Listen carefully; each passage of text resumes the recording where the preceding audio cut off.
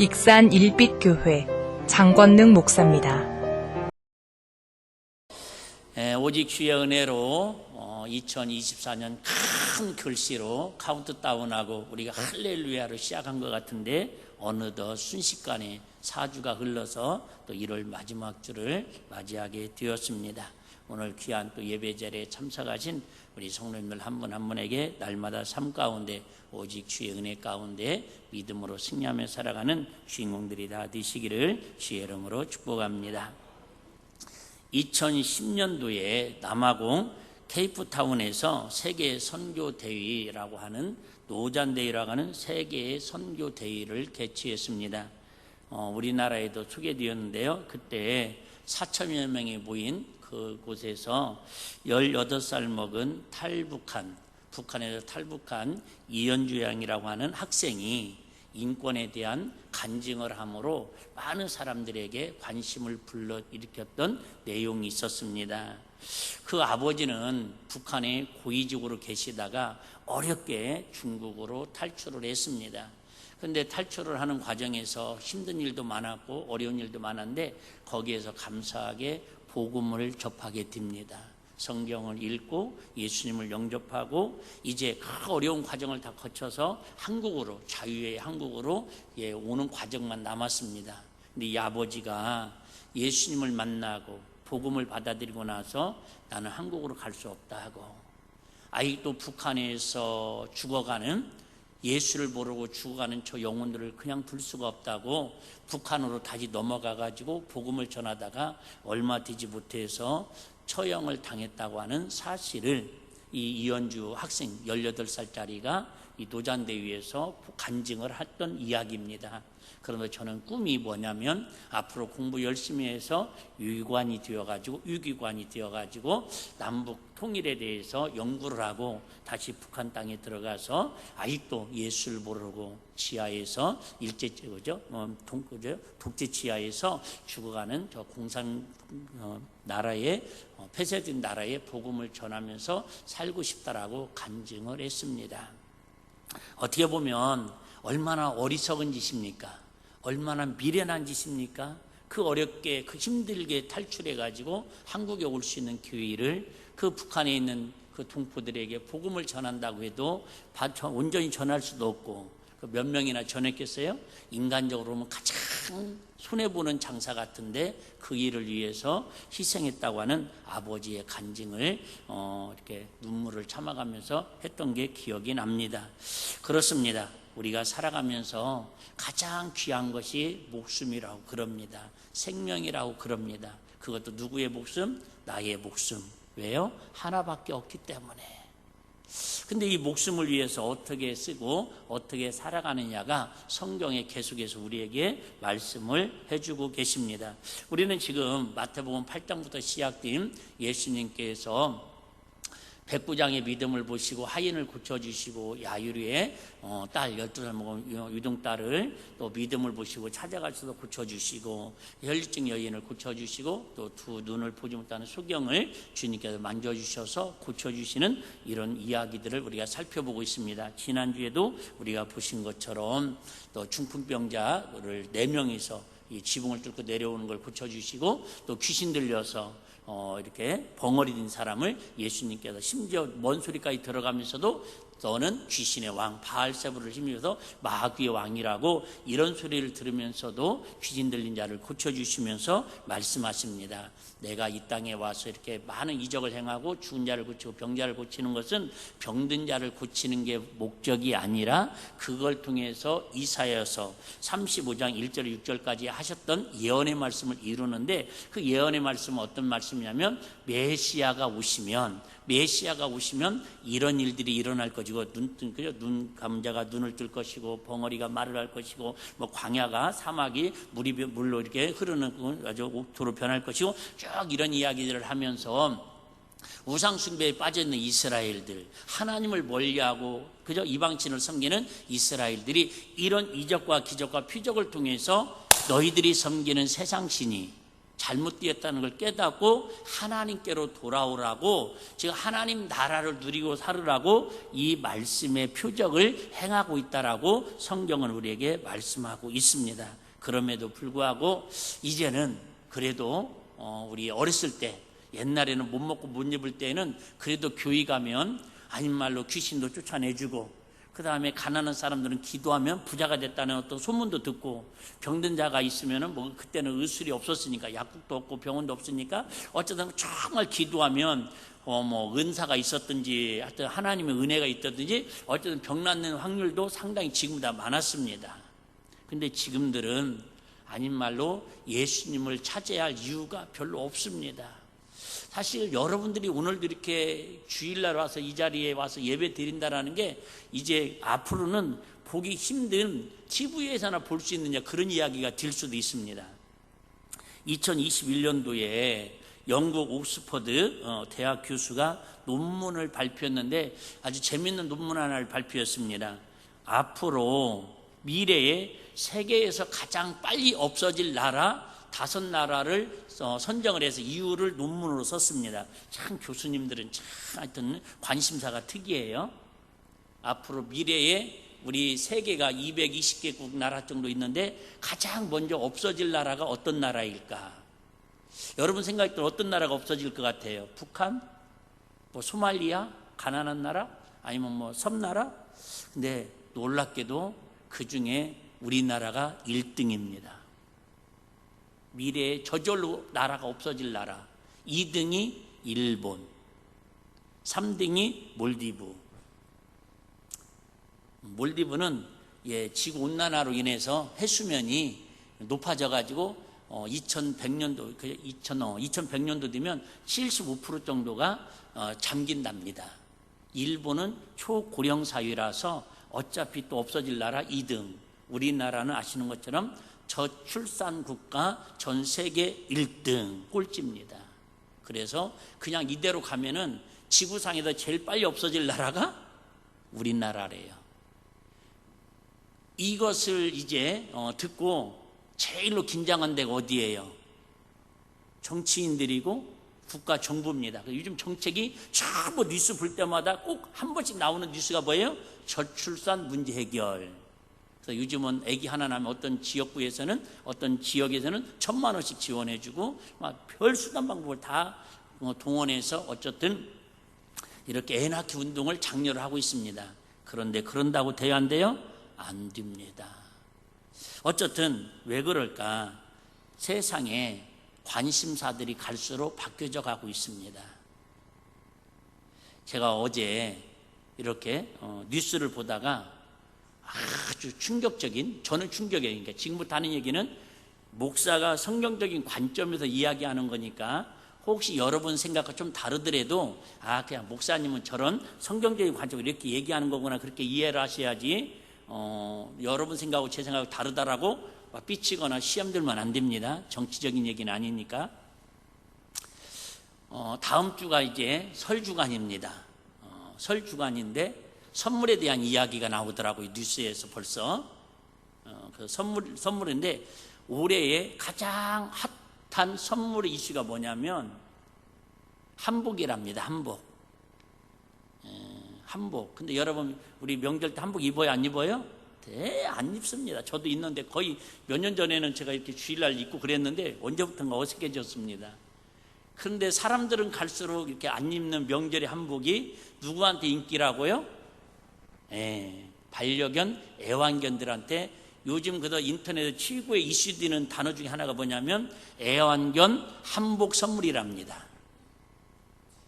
미국에서 어떤 영화배우가 왔어요. 잘생긴 영화배우가 왔는데 영화 관람 홍보하러 왔습니다. 근데 거기 같이 진행한 어떤, 저는 잘 모르겠더라고요. 하여튼 기사를 검색하다 보니까 나왔어요. 그 영화배우에게 호감을 사기 위해서 그 애완견 한복 선물을 해줬대요. 한복 선물을 해줬는데 너무너무 감동하는 거예요. 이 영화배우가. 슈제맨인가? 유명한 배우라는 난 잘 모르겠어요. 근데 하는 얘기가 제가 키우는 애완견은 사실은 순놈이라고, 선물은 한복 암컷을 받았는데 그럼에도 바로 뜨는 기사가 이런 기사가 떴습니다. 우리는 아이들을 태우고 다니는 차를 무슨 차라고 그래요? 유모차라고 그러는데 애완견, 반려견을 태우고 다니는 차를 계모차라고 그런답니다. 계모차. 그런데 작년 말부로 우리나라가 얼마나 심각한가 전도에 대한 이야기를 지금 하고 있는 거예요. 영혼 사랑을 얘기하는 거예요. 한번 관심을 잘 들어봐 봐요. 어떤 내용, 목사님 의도가 뭔가를 결론을 들으셔야 돼. 2023년 작년부로 우리나라 유모차의 판매 금액보다 계모차 판매 금액이 앞질러 가고 있답니다. 제가 써놨는데 57% 대 43%.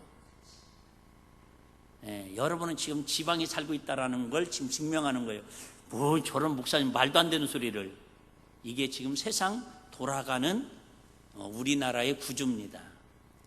놀라운 것은 익산에는 아직 이렇게 우리가 들으면서 하이 참 그러지만은 이게 몇 년 안에 어이 참으로 바뀔 겁니다.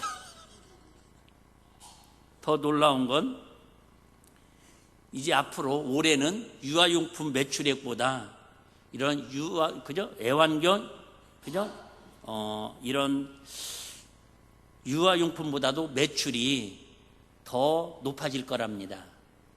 그 증상으로 하나가 뭐냐면 우리나라의 소아과보다, 여기서 저는 충격을 받았어요. 사실은 우리나라의 소아과 병원 지금 난리잖아요.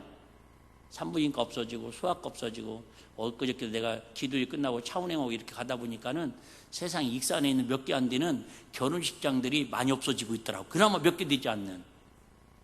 근데 너무 신기한 건 장례식장은 하나도 안 없어지고 있다라는 거. 저와 여러분들은 어느 식장 갈 날이 가까워요? 그런데 소아과보다 애완견을 진료하는 동물 가축병원이 우리나라에 지금 현재 2배가 더 많답니다. 그래서 요즘은 더 충격적인 이야기는 애완견 예절 교육을 시키는 애완견 유치원이 따로 있답니다. 나만 놀랬는가 봐. 여러분들 다 알고 있는 얘기인가 봐요. 그래서 자기들끼리 모여가지고 개 이름을 이렇게 부른답니다. 우리 아이는 300입니다. 우리 아이는 500입니다. 무슨 얘기냐면 한 달에 그 개한테 들어가는 기본적인 돈이 300 들어가는 사람은 300이라고 부르고 500 들어가는 사람은 500이라고. 거기에서 뭐예요? 강남 쪽에서는 그걸로 계급을 매긴답니다.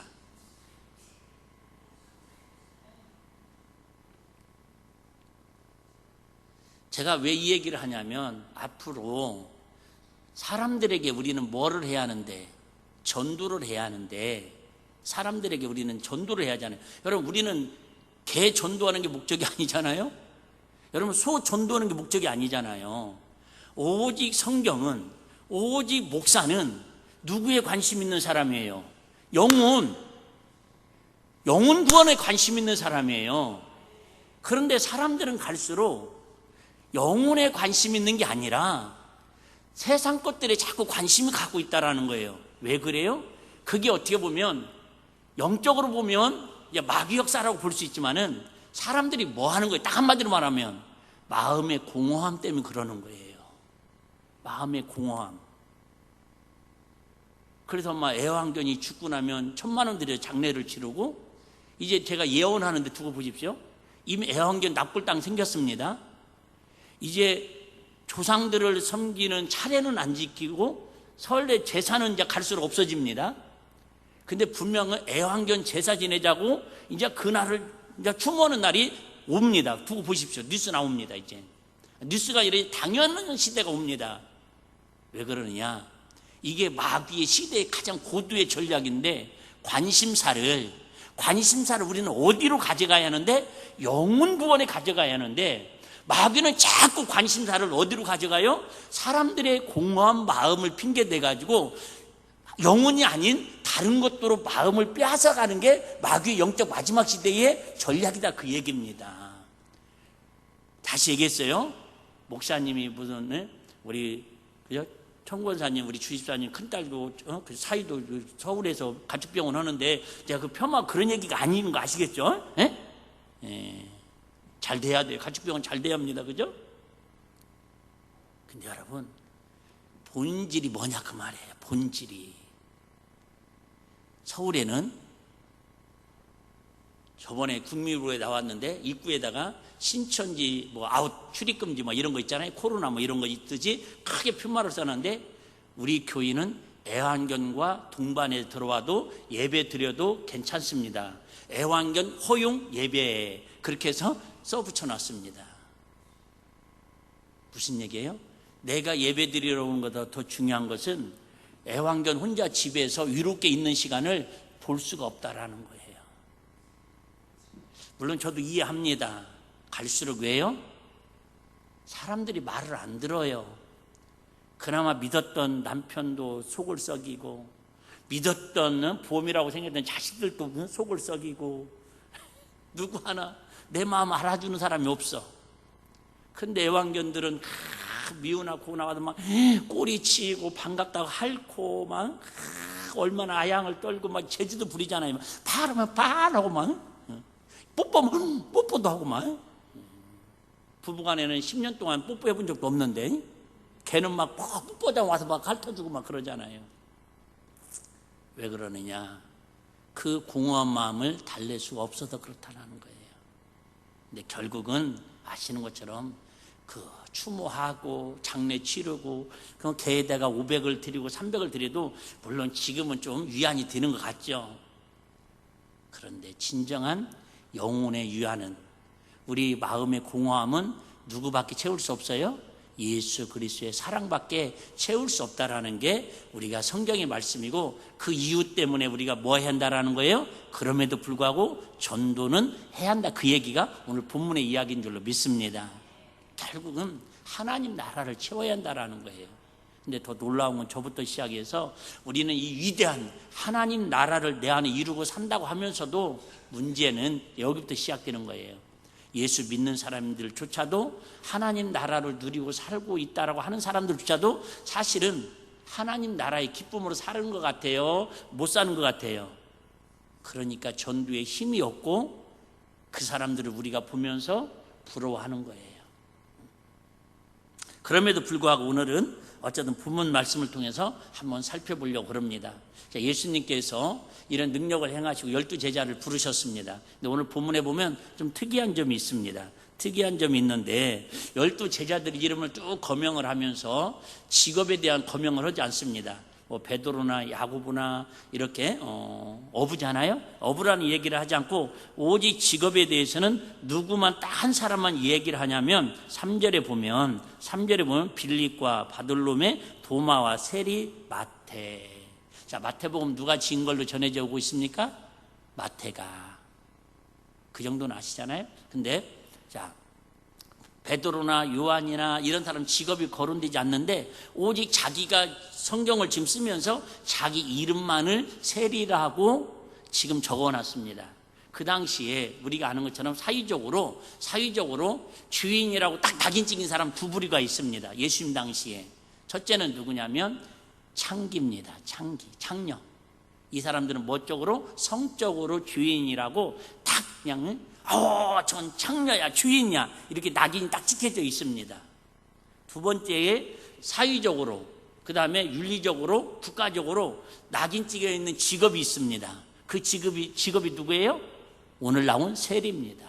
세리. 그러면서 왜? 그들은 다, 그죠? 세리는 절대 자랑스러운 직업이 아니라 누구나 다 세리 지나가면 매국노. 다 이렇게 손가락질 합니다.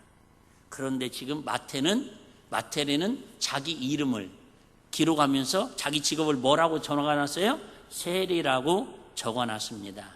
무슨 얘기냐면, 왜 우리가 예수 믿으면서 전도하기 힘드냐면 저와 여러분들이 변화된 모습이 없다라는 거예요. 그래도 아까 말씀드린 우리 어렸을 때는 정말 처음에 예수 믿었을 때는 변화가 막 일어났습니다. 사회적인 저항은 세더라도, 핍박은 세더라도 예수 믿고 나면 막 변화가 일어났습니다. 그 중에 예를 들면 첫 번째 변화된 게 뭐예요? 좀 조심스러운 얘기인데, 자, 우리나라가 어쨌든 막 기독교가 선교사님들을 통해서 들어오면서 첫 번째 변화되었던 게 사회적으로 얘기하는 거예요. 뭐예요? 제사를 막 안 드립니다. 그러니까 얼마나 반항이 심합니까? 우리는 하나님을 섬기는, 하나님의 천주신을 섬기는 것이지 이방신을 섬기지 않는다고 해서 제사 문화를 타파합니다. 이때에 순교당한 분들이 얼마나 많고요, 이때 핍박당한 사람이 얼마나 많아요. 근데 그런 변화를 통해서 한국 기독교가 아주 그냥 파도 치듯이 물결이 일어나가지고 복음화를 이루는 밑거름이 되었던 거 이해되시면 아멘. 여러 가지 있죠. 여러 가지 있습니다. 교회가 마을에 들어오고, 병원이 막 선교사님들이 세워서 예수병원이 들어오고, 세브란스 병원이 들어오고, 막 이런 변화가 일어났었어요. 교회에서도 마찬가지입니다. 동네에서도 교회 가면요 변화가 일어났습니다. 뭐예요? 절대 주일은 뭐하러 가지 않는다? 일하러 가지 않는다. 시골이니까. 얼마나 여름 모내기 때 뭐 부대끼리도 필요하려면 뭐 어쩐다고 그럴 때 있잖아요. 그런데 초종기 때 막 예수 믿는 사람들은요 하나님 말씀 그대로 받아들이는 거예요. 거룩한 안식일을 복되게 지켜라. 새벽에 예배드리고, 낮에 예배드리고, 저녁에 예배드리고 얘기했잖아요. 그래 언제부턴가 90년도 후반부터 제가 서울로 개척할 때 그때부터 막 시작된 거예요. 그 전까지는 우리나라에도 여러분 그냥 당연히 시골이든 도시든 다 저녁 예배였습니다. 주일날. 근데 어느 달부터인가 석양 예배라고 오더라고요. 석양 예배 4시. 석양 예배는 2, 3년밖에 안 갔었습니다. 우리 기독교 역사에, 한국 역사에. 그러다가 조금 익산에 내려오니까는 2시로 바뀌어지더라고요. 교회들이. 그러다가 지금은 여러분 하여튼 그냥 바로 끝나고 밥 먹고 바로 예배드리고 헤어지는 교회들이 대다수랍니다. 무슨 얘기예요? 여러분 그 당시에는 내가 하나 예수 믿는다고 말씀을 듣고 그럼 우리가 막 변화되려고 말씀대로 살려고 부단한 세상에 저항이 일어나더라도 그대로 살려고 노력을 했다 그 말입니다. 근데 지금은 솔직히 저와 여러분들이 바라보면서도 저분이 진짜 주일날에 여기 교회 와서 예배 드리는 거 빼놓고는 우리의 삶이 예배 드리는 삶이 예수 믿는 사람인지 안 믿는 사람인지 구분하기가 정말 어려운 시대를 살아가고 있다는 거예요. 왜요? 어디 가서 내가 아닌 말로 나 일백교회 목사님이야, 나 일백교회 권사 장로야 이렇게 당당하게 얘기 다닐 사람들이 없다니까요. 20년 전만 해도 어떤 목사님이 그런 간증을 하는데 많은 분들이 막 폭소하고 웃었습니다. 본인이 저 청주에 집회를 갔는데, 유명한 목사님 집회를 갔는데 그 교회 안두이사님이 이게 안내하러 오셨더래요. 20년 전에 오시면서 다 명함을 주는데 무슨 교회 안수집사 누구누구 이름을 명함을 써서 주시더래요. 근데 그걸 받으면서 간증을 하는데 우리가 얼마나 뭐한 거예요? 야, 무슨 교회에서 안수집사가 감투라고? 아니 말 비웃었거든요. 근데 여러분 지금은 솔직히 그런 명함 갖고 다니라고도 갖고 다니지 않겠지만 내가 일빛교회 안수집사라고, 내가 일빛교회 권사라고 어디 가서 당당하게 얘기할 수도 없는 시대를 지금 우리가 살아가는, 그게 도리어 이제 목사님들이 부러워해야 할 그런 사건으로 이렇게 시대에 따라 이렇게 지금 바뀌어져 가고 있다라는 거예요. 자, 미리 결론 먼저 말씀을 드리겠습니다.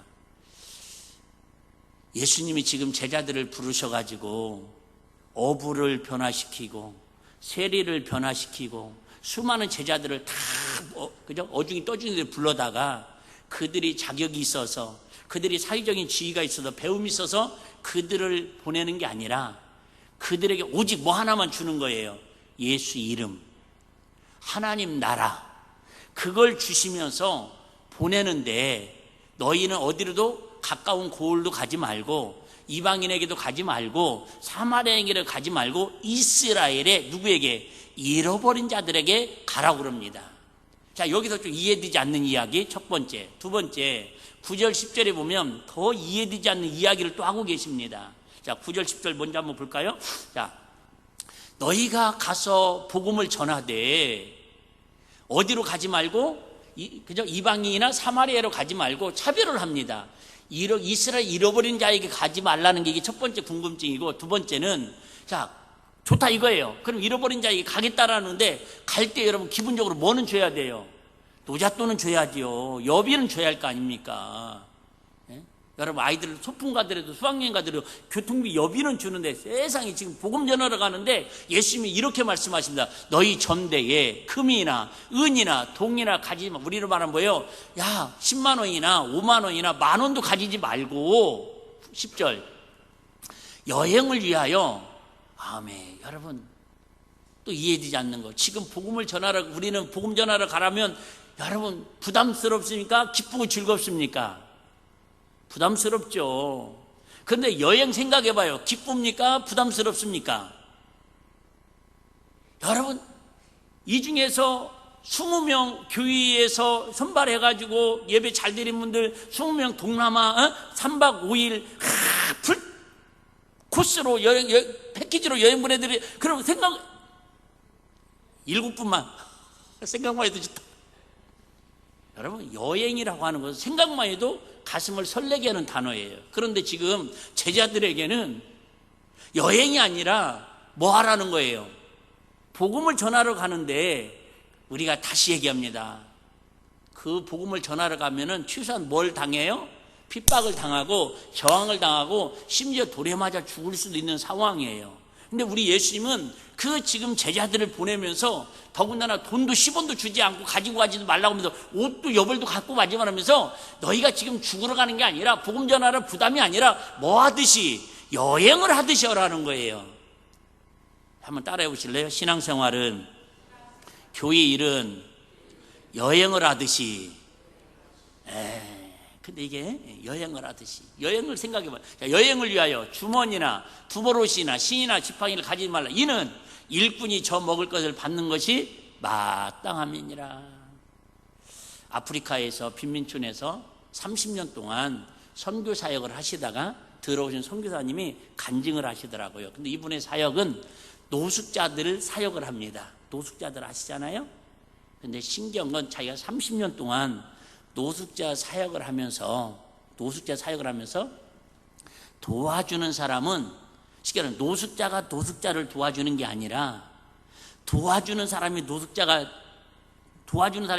도와주는데 도와주는 사람이 노숙자가 되는 사람은 30년 동안에 한 명도 없다라는 거예요. 뭐 말이 좀 어려웠죠?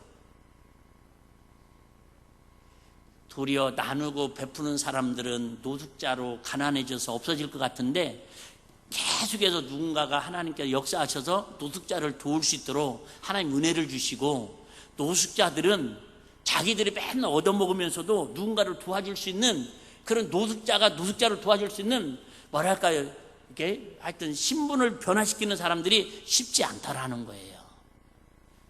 어떻게 보면 우리가 주님을 위해서 희생하고 교회를 위해서 헌신하고 선교사님들 그 사역을 하더라도 여러분 하나님이 힘든 부분은 있지만, 분명 힘든 부분은 있지만 다 먹이시고 입히시고 때를 따라 도우시더라는 거예요. 할렐루야. 잠언서도 그랬잖아요. 과도히 아껴도 가난하의 직원이와 후히 베푸는 사람들은 하나님이 더해 주시리라. 할렐루야. 어쨌든 여러분 이처럼, 자 그러면 이제 첫 번째 의문점을 풀고 넘어가겠습니다. 예수님은 왜 사람을 차별하시는 걸까? 이방인이나 사마리아 고을로, 지금까지도 그곳에서 일부러도 제자들을 데리고 사마리아 고을로 들어가셔서 이적과 피적을 행하셨던 분인데, 이제 와서 제자들을 보내면서는 거기는 가지 말으라는 것은 차별을 하는 게 아니라 뭐를 얘기하냐면 순서를 이야기하는 겁니다. 순서. 여러분 그 전도에도 뭐예요? 순서가 있습니다. 우선 순서. 바울 같은 경우는 뭐라고 얘기합니까? 내가 복음을 전하다가 골육에게 복음을 증거하지 않고 골육 친척의 복음을 전하지 않으면 배나 하나님 앞에 쉽게 말하면 책망을 받을 것이라고, 심판을 받을 것이라고 이렇게 고백을 합니다. 사도행전 1장 8절로 보니 잘 알잖아요. 오직 성령이 너에게 임하시면 너희가 권능을 받고 어디서부터? 예루살렘과 그죠? 유대와 예루살렘과 온 유대와 땅끝까지 이르러 내 증인이 되리라. 순서를 얘기하는 거예요. 여러분, 물론 제일 힘든 게 가족이 가족을 전도하는 일입니다. 저번에 한번 말씀드렸잖아요. 왜요? 그들은 우리에 대한 기대치가 너무 커요. 기대치가 너무 큽니다. 누구의 기대치만큼? 엄마들이 자녀들에게 대한 기대치만큼 큽니다. 그래서 나는 진짜 예수 믿고 변화되었다고 생각하는데, 아내나 부모나 남편이나 자녀들은요, 변화되었다라고 인정을 안 하는 거예요. 왜요? 기대치가 크니까. 10번 잘하다가 한 번 실수하면 10번 잘한 것들은 생각 안 합니다. 그런데 한 번 실수한 거 그거 가지고 예수 믿는 사람이 그런다고, 교회 다니는 사람이 저러니까 내가 교회 안 간다고. 물론 그런 과민 반응, 과잉 반응도 일어날 수 있습니다. 그래서 우리가 참 이 마지막 때에 저도 이렇게 전하면서도 이제는 전도에 대한 설교하는 게, 이제 한국 교회는 알아요. 예수 믿는 사람은 전도를 해야겠다고는 알지만은 이제 관심사가 이 전도에 대해서 이야기하는 시대가 갈수록 어려워진 시대를 맞이하고 있습니다. 차라리 아까 얘기했던 애완견의 그런 이야기, 개모차 이런 이야기 할 때는 우리가 깔깔깔깔 웃고 그냥 세상이 이렇게 돌아가는다 호응을 하고 이렇게 반응을 하고 인정을 하지만, 이 어려운 때에 세상 사람들이 관심이 다 저 세상 속에 가 있는데 하나님 나라 이야기하는 게 터무니없는 이야기 같고, 그래도 우리 때는 어렸을 때는 어렵고 힘들어도 솔직히 이 땅의 하나님 나라보다는, 그래 까짓거 우리 죽으면 천국 가니까 이 땅에서 힘들어도 어려워도 고통스러워도 신앙생활 잘하자고 도리어 우리 선배 목사님들은 그렇게라도 가르쳤습니다. 여러분, 지금 힘들어도 까짓거 언젠가 죽으니까 우리 천국 가면 눈물 넣고 슬픔도 기름 넣는 그곳에 영원토록 우리 예수님의 신부로 삽시다. 근데 성경을 보니까 그것도 성경 맞지만은, 그래도 오늘도 본문에 예수님이 하시는 얘기가 뭐예요? 우리는 죽어서 가는 하나님 나라가 아니라 이 땅에다 하나님 나라를 누리고 살자고 위치다 보니까는 도리어 전도에 대해서 더 약화되는 부분도 없잖아 있습니다. 왜요? 너처럼 살 것 같으면 나는 교회 안 다니겠다고. 야, 너 같은 사람이 천국을 누리고 산다라고 하면 나는 차라리 천국 안 누리고 세상 이렇게 지금 누리고 살겠다라고. 그게 참 이제는 관심사가 그래서 다른 쪽으로 가 있기 때문에 전도하고 영혼을 사랑하자라는 게, 전도하러 가자라는 말이 이제는 갈수록 어려워져 가고 있습니다. 환경적인 이유도 있습니다. 환경적인 이유도 있어요. 우리 한 10년 전만 해도 우리 교회에서 전도하기에도 어쨌든 아파트들을 막 마음껏 전도하고요. 여러분 전단지라도 돌리고 가서 막 두드리고 예수님 전할 수 있었습니다. 근데 지금은 다 아파트들도 다 그죠? 차단기가 설치되어 있었고 들어가는 입구부터 경비원들한테 제지당합니다.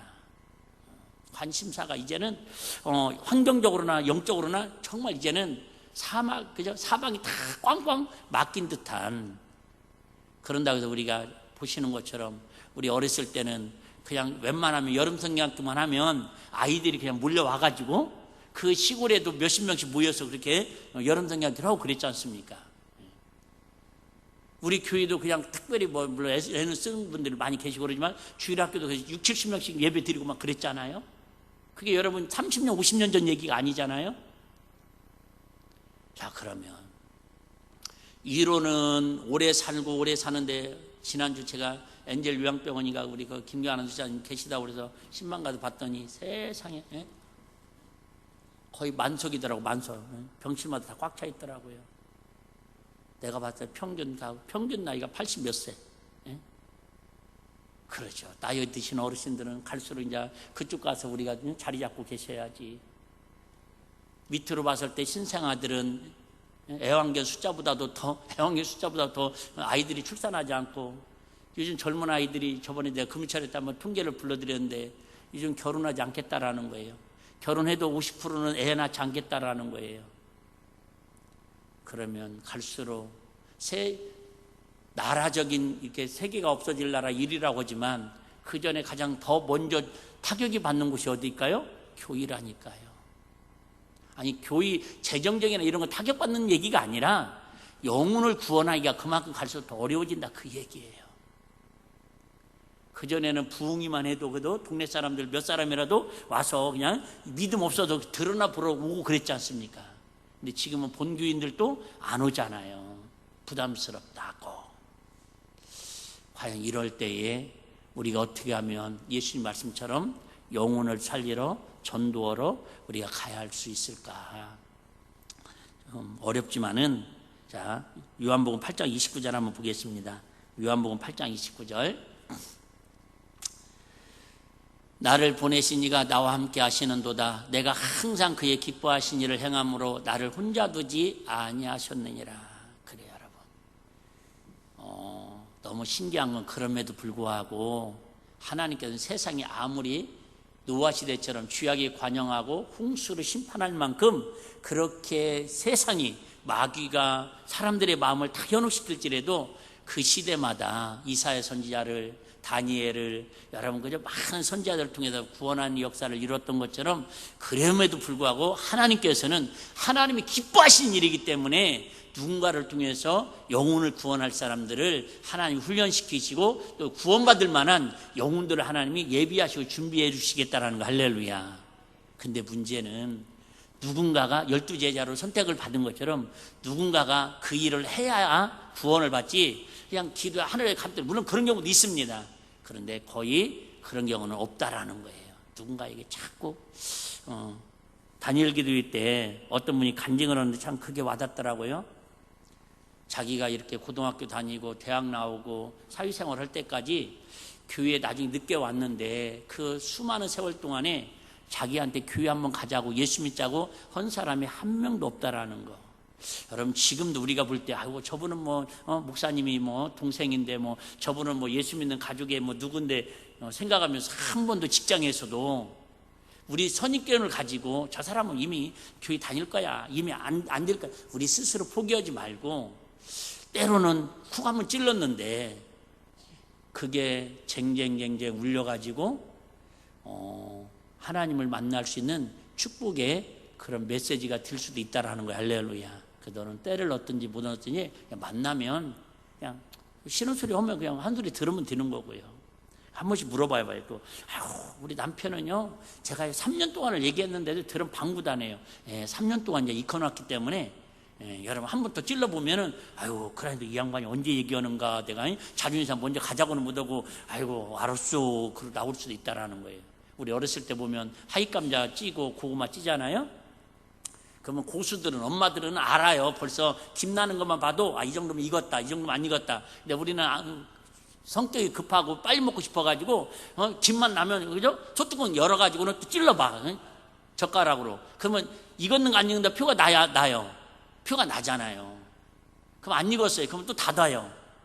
여러분 아시죠? 가마솥 뚜껑은 절대 저는 처음에는요 가마솥 뚜껑을 앞에서 열었어요. 이렇게 뒤로 여기 다 됐잖아요. 알았어요. 싹 돌리면서 뒤부터 열어도 땡긴다라는 거예요. 안 해본 사람은 모르는 거예요. 이론적으로. 어쨌든 자 찔러봐요. 그러면 안 익었으면 또 닫습니다. 조금 있다가 또 그새 못 참고 한 2, 3분 있다가 또 찔러봐요. 나중에 보면요 아직 고구마가 총알 맞아 있어. 하도 찔려가지고 그러면 탁 하면 나중에 푹 삶아지잖아요. 마찬가지예요. 그걸 우리 김기동 지금은 목사님들이 일본 가서 선교하시는 그분이 그 얘기 하셨잖아요. 고구마 전도법이라고 찔러보자라는 거예요. 오늘은 안 익었어도 작년까지 안 익었어도 성령님 감동 줄 때 있잖아요. 친구가 됐든 가족이 됐든 여러분 생각나는 사람 있으면 한 번씩 찔러보는 거예요. 무슨 아직도 쌩쌩한데요. 한 5분 동안 또 저 기도하고 또 찔러보는 거예요. 그럼 나중에 총알 맞아가지고 내가 여기에도 예수피 여기에도 하나님 사람 여기에도 십자가의 은혜가 막 흐르고 있다고 그냥 하여튼 총알 맞은 사람은 거의 다 죽었으니까 응급실로 싣고 오면 되는 거야. 할렐루야. 자 그러면 어떻게 하면 우리가 전도할 수 있을까? 아까 말씀드린 것처럼 다른 거 없더라고요. 첫 번째는 하나님 나라를 누리고 살아가야 이웃 사람들에게 우리 주변 사람들에게 전도를 할 수 있는데 그 특징이 뭐냐면 한번 따라합시다. 평안. 그래요 여러분 하나님 나라를 누리고 사는 사람들의 특징은 첫 번째가 뭐라는 거예요? 평안이라는 거. 평안. 여러분 다시 얘기합니다. 예수 믿어도 병들을 수 있어요. 예수 믿어도 여러분 가난할 수 있어요. 여러분 예수 잘 믿어도 여러분 대학 시험에 떨어질 수 있습니다. 여러분 직장에도 떨어질 수 있어요. 여러분 그런 걸로 하나님 나라를 우리는 평가하면 안 된다라는 거예요. 성경에 보니까 모든 사람들은 고난당할 수 있고 그죠? 환난당할 수 있고 어려움 당할 수 있는데 그럴 때마다 하나님 주신 뭐예요? 평안이 있다라는 거예요. 자, 평안은 뭘로 나타나요? 감사로 나타나고 기쁨으로 나타나는 거예요. 다른 말로 말하면 한번 따라합시다. 자족하는 마음. 그래요, 여러분. 전도를 했어요. 막 찔렀어요. 그랬더니 그러는 거예요. 아이고, 영희 엄마처럼 그렇게 남편 속썩이고 자녀들 속썩이고 물질 때리고 힘들고 아파가지고 맨날 병원에 1년에 일주일에 2-3번씩 병원 다니고 아이고 나는 당신처럼 예수 믿다가 그렇게 아프고 힘들까봐 나는 못 다니겠어. 그럴 때 뭐라고 얘기해요? 우리 할 말 없잖아요. 그때 그 얘기하는 거예요. 아이고 철이 엄마 부르는 소리 하지 마. 그나마 내가 예수 믿으니까 이런 힘든 중에서도 내가 이렇게 기뻐하고 내가 나쁘면 철이 엄마한테 내가 예수 믿자고 교회 가자고 하겠어? 당신이 알지 못하는 뭔가 평안이 있고 하늘에 소망이 있고 기쁨이 있으니까 할 수 있는 것이지. 당신은 이렇게 확신 있게 얘기할 수 있는 선물이 있어? 난 당신한테 하늘나라로 선물을 주려고 그러는데 뭔 말이 드시면 아멘. 여러분 그래요. 그전에는 막무가내 교회 가자고 하면 이제는 전도가 됐고 교회만 오면 도깨비 방망이처럼 다 해결된다는 식으로 전도가 됐는데 여러분 지금은 그걸로 만족하는 시대가 아니잖아요. 그렇게 될 수도 없고요. 근데 뭘로? 나에게 주신 하나님 나라의 평안, 하나님 주신 기쁨. 그러려면 뭐예요? 내가 자족하는 마음이 있어야 돼요. 힘들어도 때로는 응급실에 실려가면서도 기뻐하고 자족할 수 있는 그런 마음. 정말 내가 그렇게 바라고 원했던 건데 막 작심기도 하고 막 새벽기도 하고 금식기도 했는데 결과가 반대로 나타났을지라도 여러분 감사하고 하나님의 뜻을 구하고 평안 가운데 그 주님을 자랑할 때에 그게 하나님 나라를 누리는 기쁨이고 그를 통해서 여러분 전도의 길이 열려지는 은혜가 있을 줄로 믿습니다. 한번 따라하고 마치겠습니다. 성도는 복음을 들고 세상 속으로 들어가야 합니다.